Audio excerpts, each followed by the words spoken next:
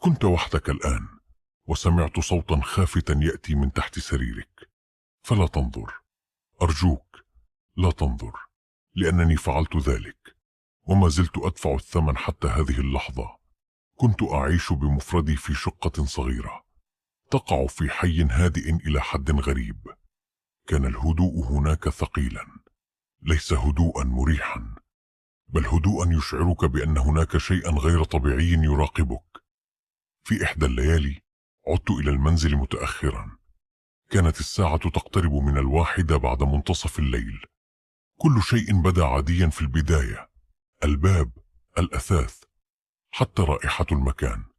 لكن بمجرد أن دخلت غرفتي شعرت بشيء مختلف. لا أعلم كيف أشرح ذلك، لكنني كنت متأكدا أن شيئا ما قد تغير. وقفت لثوان أحدق في الغرفة، كل شيء في مكانه، ومع ذلك لم أشعر بالأمان.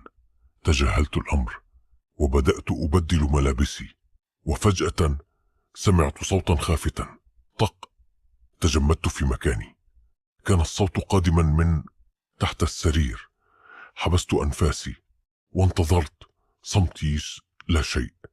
أقنعت نفسي أنه مجرد وهم، ربما شيء تحرك بسبب الهواء، أو ربما صوت من الشقة المجاورة. أطفأت الضوء واستلقيت على السرير. حاولت أن أنام، لكن عيني بقيتا مفتوحتين في الظلام. مرت دقائق طويلة ثقيلة، ثم رن هاتفي. كانت الساعة تشير إلى 3 صباحا. نظرت إلى الشاشة. رقم غريب، لا اسم، لا صورة. ترددت للحظة ثم أجبت: ألو. صمت طويل مزعج، ثم سمعت صوتا. صوتي أنا. كان واضحا، مطابقا تماما، بلا أي شك. قال بصوت منخفض. لماذا أجبت؟ شعرت بقشعريرة تسري في جسدي. قلت بصوت مرتجف: من هذا؟ رد الصوت بنفس نبرتي، ولكن ببطء مخيف: أنا، أنت. ولكن بعد قليل ثم انقطع الاتصال. بقيت أحدق في الهاتف غير قادر على الحركة. كان قلبي ينبض بقوة.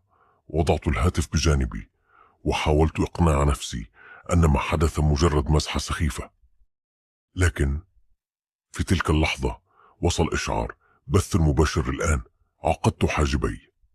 أنا لم أفتح أي تطبيق ولم أبدأ أي بث.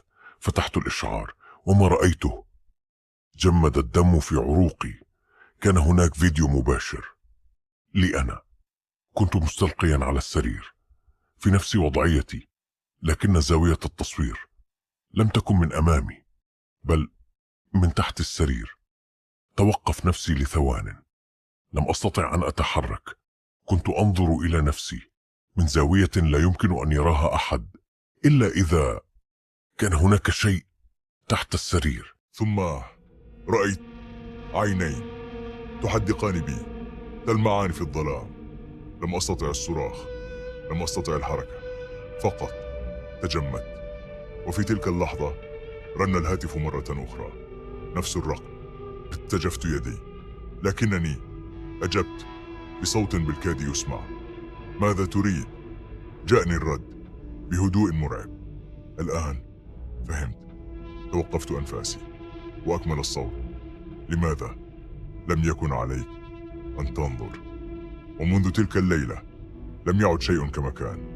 أصبحت أسمع أصواتا كل ليلة: خدش، تنفس، همسات تناديني باسمي، لكنني لم أنظر مرة أخرى أبدا، لأنني أعلم أن الشيء الذي كان تحت السرير لم يعد هناك، بل أصبح أقرب مما أظن. لكن الحقيقة أخطر مما تتخيل.